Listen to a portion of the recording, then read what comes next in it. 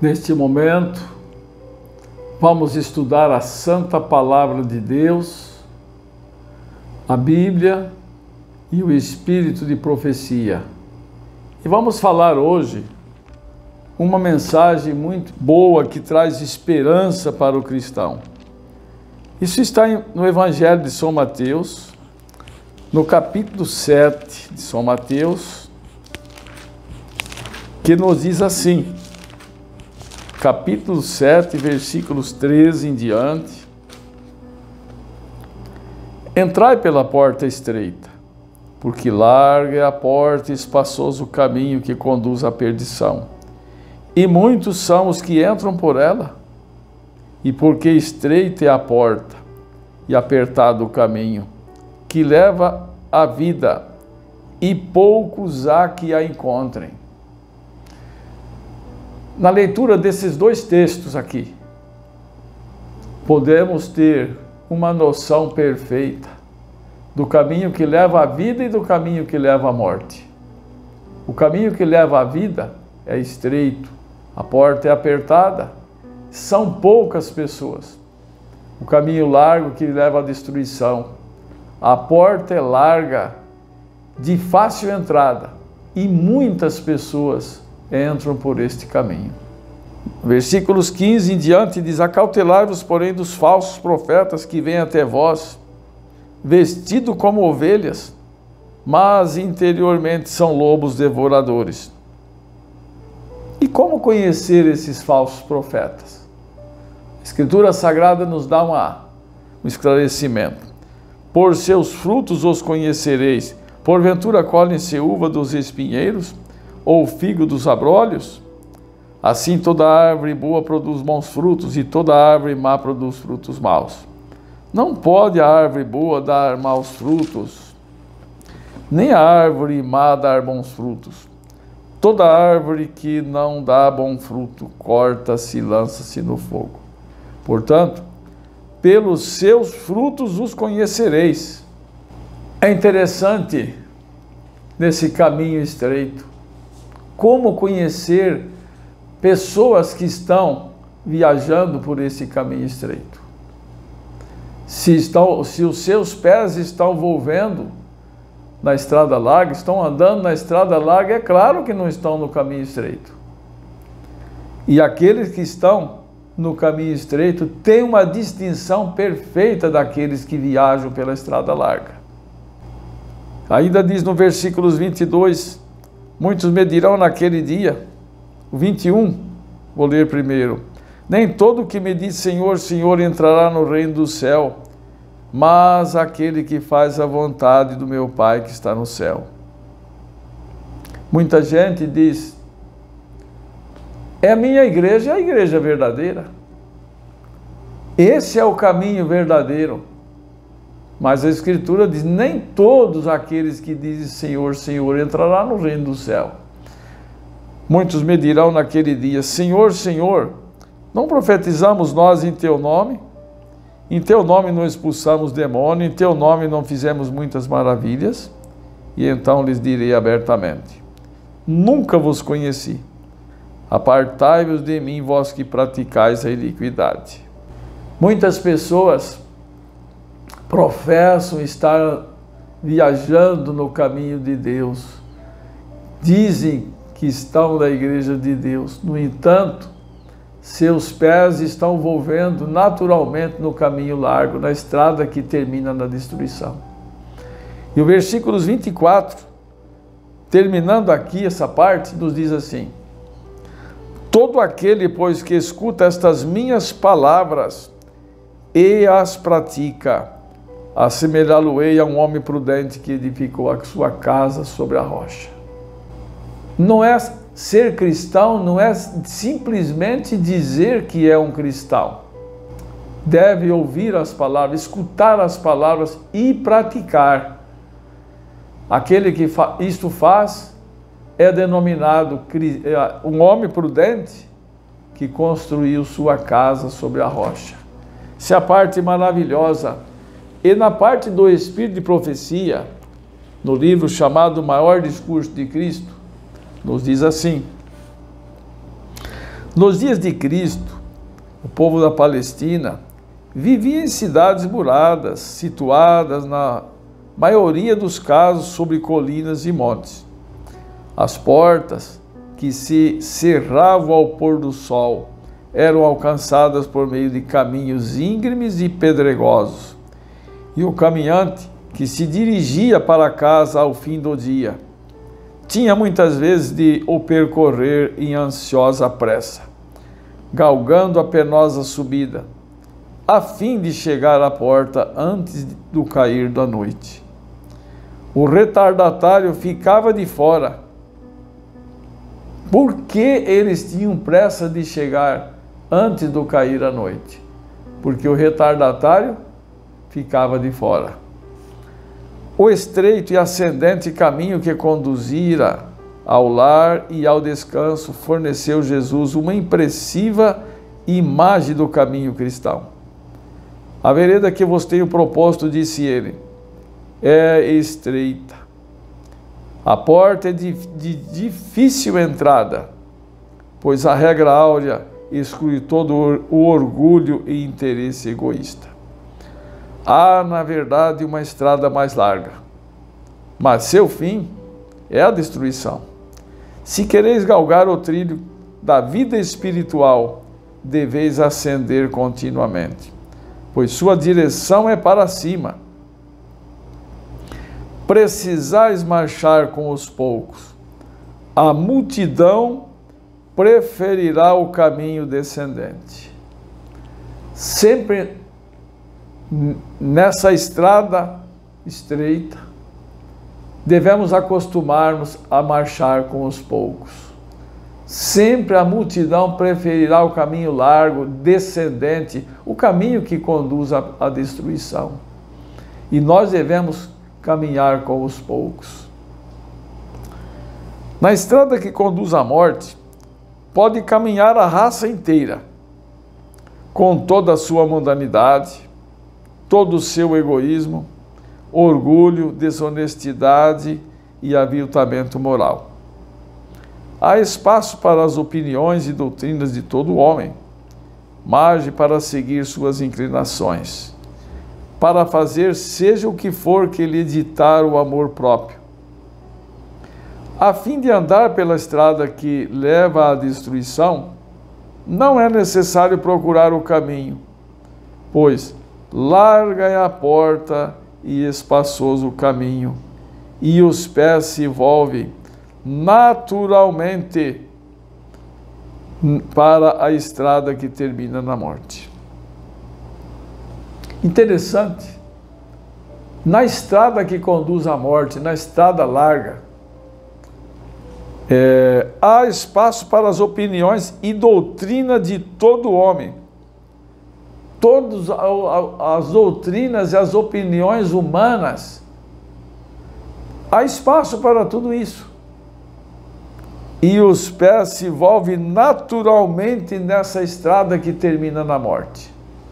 Não é nem necessário procurar o caminho, basta negligenciar seguir o caminho estreito que leva ao céu.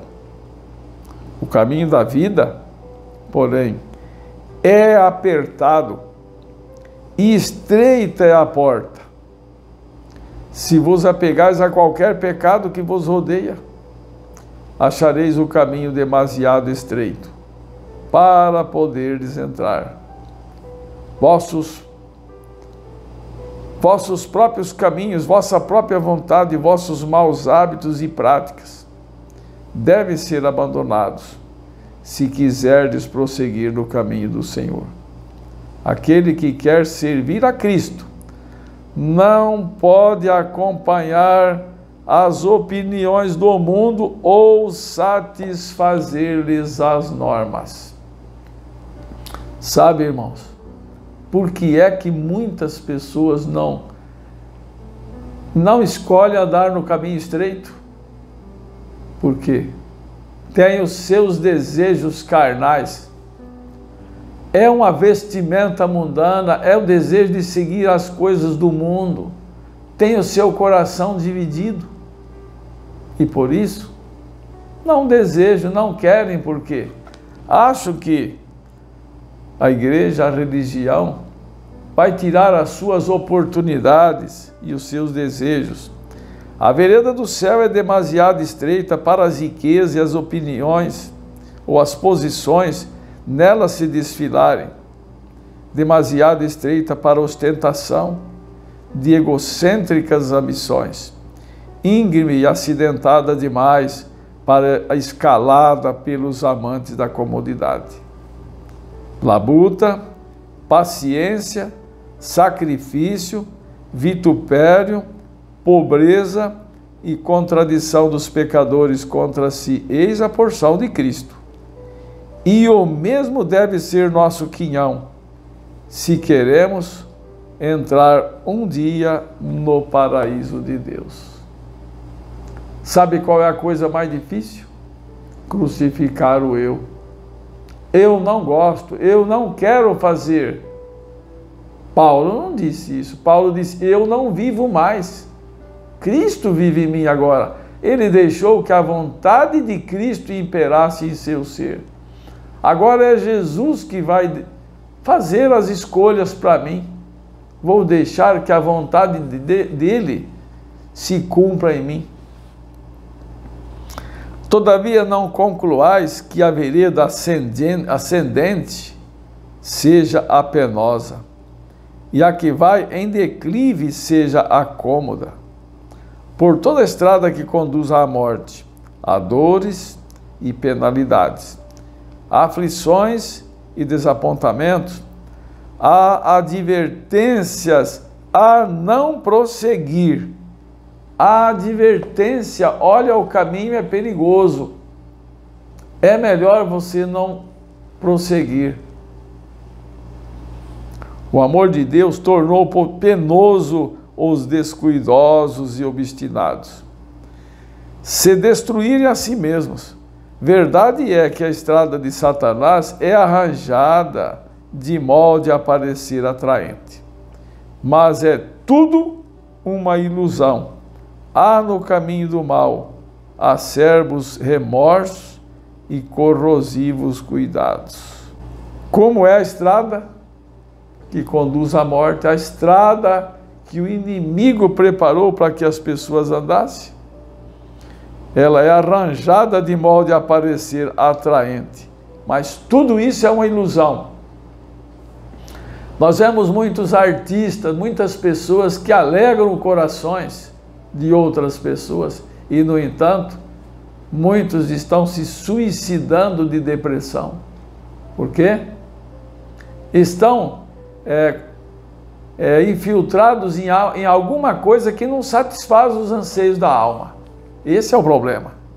Verdade é que a estrada de Satanás é arranjada de molde a parecer atraente, mas tudo isso é uma ilusão. Há no caminho do mal acerbos remorsos e corrosivos cuidados.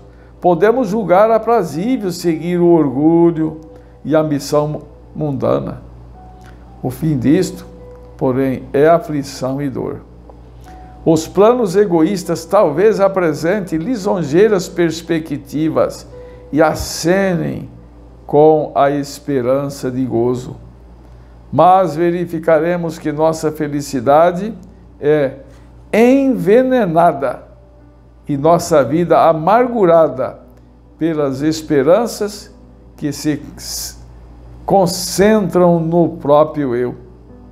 Na estrada descendente, talvez a estrada esteja adornada de flores, ou com flores, mas encontram-se espinhos no percurso. A luz da esperança que irradia a sua entrada extingue-se nas trevas do desespero, e a alma que segue por esse caminho baixa as sombras de uma noite sem fim. Que tristeza! Pessoas acham, eu quero viver a minha vida. Há um filme que diz, um jovem, o filme é A Última Batalha.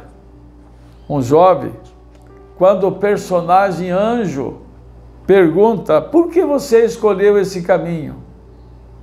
Porque eu queria viver minha vida queria viver a vida. E o personagem anjo só diz assim: pois é, você, querendo viver a vida, você acabou perdendo a vida eterna. Assim é o caso de muitas pessoas hoje. Querendo viver a vida, acabam perdendo a vida eterna. A vida sem fim, a vida que dura uma eternidade, as pessoas acabam trocando isso por coisas passageiras. O caminho dos prevaricadores é áspero, mas os da sabedoria são caminhos de delícias, e todas as suas veredas paz. Provérbios 13, 15, 3, 17. Todo ato de obediência a Cristo, todo ato de abnegação por amor dele, toda prova devidamente suportada, toda vitória ganha sobre a tentação é um passo dado na marcha para a glória da vitória final.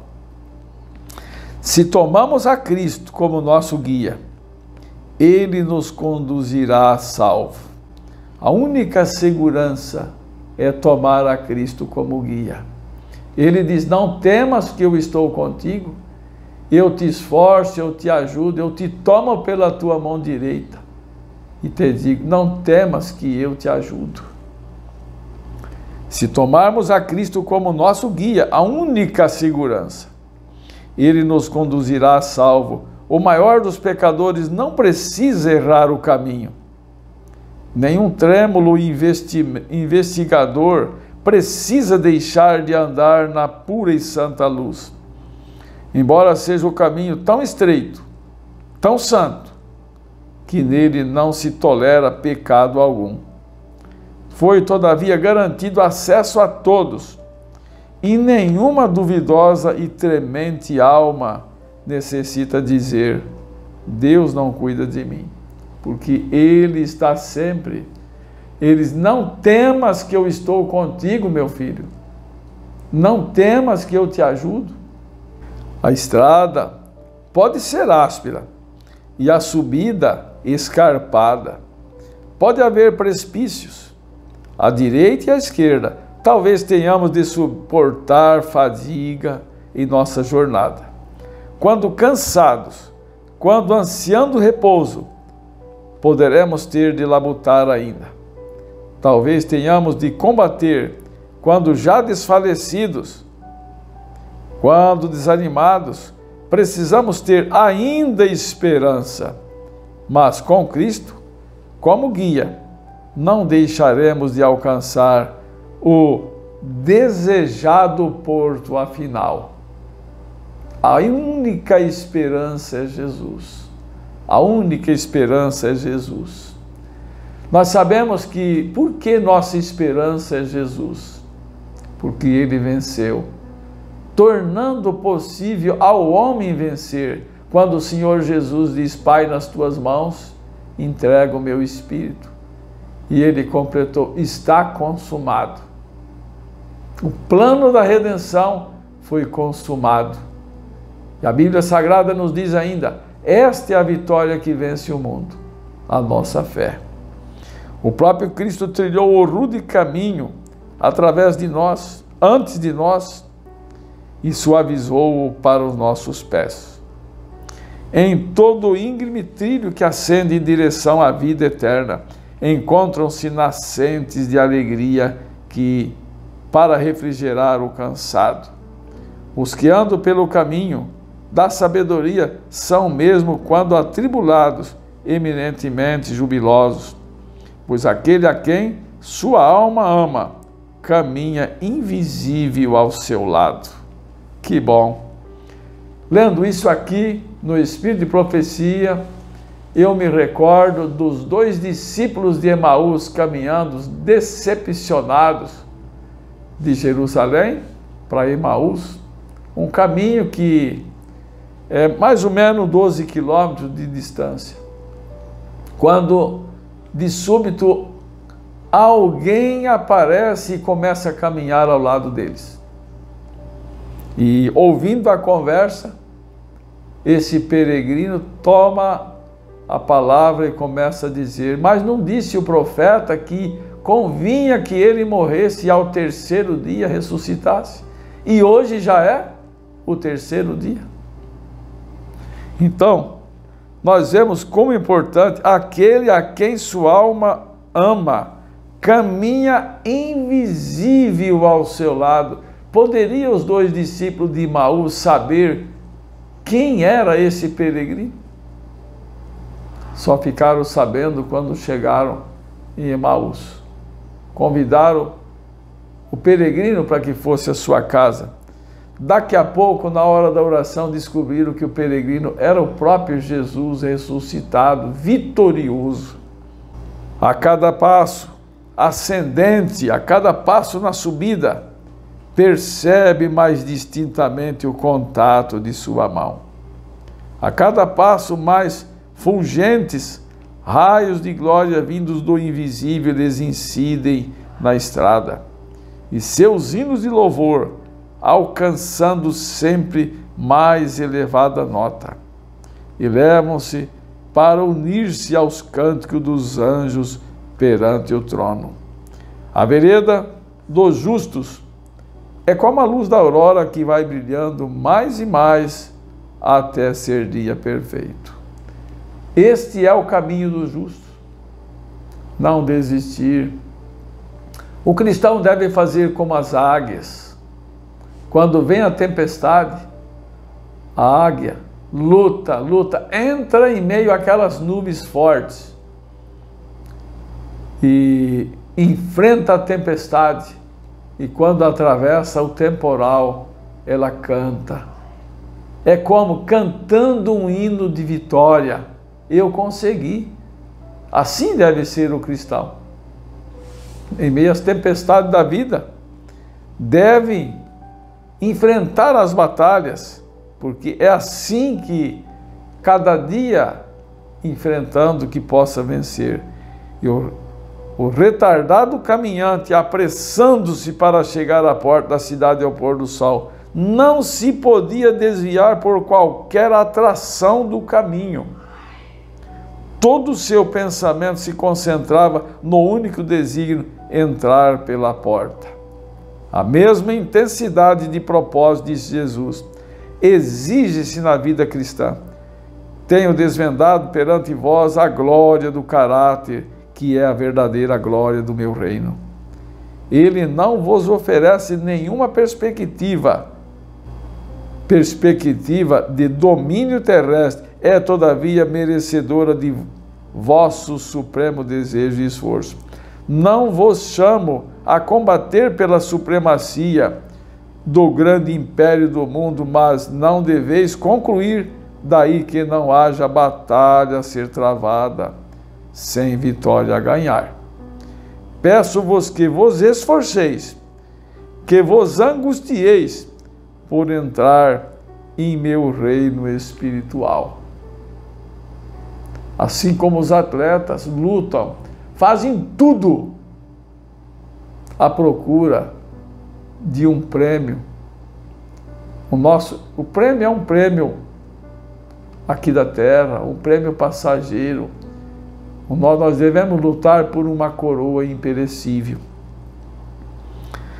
A vida cristã é uma batalha e uma marcha, mas a vitória a ser ganha não é obtida por força humana. O campo de luta é o domínio do coração. Aqui é o que está o campo de luta e de batalhas. A batalha que temos a ferir, a maior de quantas já foram travadas pelo homem, é a entrega do próprio eu, à vontade de Deus, a sujeição do coração à soberania do amor. A velha natureza, nascida do sangue e da vontade da carne, não pode herdar o reino de Deus. As tendências hereditárias e os hábitos antigos devem ser renunciados. Esse é o texto que mais me preocupa. Muitas pessoas dizem assim: eu nasci assim, minha família é assim, eu herdei isso, não tem jeito de mudar. Eu diria uma palavra pesada e triste: assim não tem jeito de ir para o céu. Se nós quisermos entrar no céu, teremos que viver o céu primeiro aqui na terra. Teremos que deixar as obras da carne, deixar o eu, crucificar o eu. Jesus disse: bem-aventurados mansos de espírito, porque deles é o reino do céu. E que nós possamos pedir a Jesus que venha nos tornar mansos, humildes de coração, para que um dia nós possamos entrar no reino de Deus e ouvir aquela delicada voz dizendo: vinde benditos de meu Pai, possuí por herança o reino que vos está preparado desde a fundação do mundo. Estou finalizando já, mas quero dizer: a velha natureza nascida do sangue e da vontade da carne não pode herdar o reino de Deus. Meus queridos irmãos, é preciso mudar. É preciso que haja uma mudança aqui. Isso me preocupa a mim mesmo. É todos nós. Nós queremos morar no céu. Lemos, é maravilhoso o céu. Vamos começar a viver um céu aqui na terra. Aquele que determina entrar no reino espiritual verificará que todas as forças e paixões de uma natureza não regenerada, fortalecida pelos poderes das trevas, acham-se arregimentadas contra ele. A vitória não é ganha sem muita e fervorosa oração, sem humilhação do próprio eu a cada passo. Nossa vontade não deve ser forçada a cooperar com os agentes celestes, mas voluntariamente sujeitada. Não deve ser forçada à vontade, mas deve ser voluntariamente sujeitada. Se fosse possível forçar sobre vós com centuplicada intensidade a influência do Espírito de Deus, isto não vos tornaria um cristão, um súdito apto para o céu. A fortaleza de Satanás não seria derribada. A vontade deve ser colocada ao lado da vontade de Deus.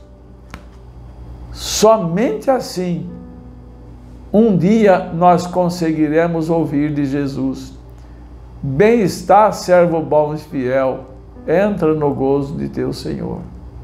Que isso seja o lema de cada um de nós, de mim mesmo, de cada um dos nossos queridos irmãos, e que a bênção do Pai, do Filho e do Espírito Santo possa transformar nossas vidas e nos abençoar para que nós possamos viver a vontade de Deus, assim na terra como no céu. Amém.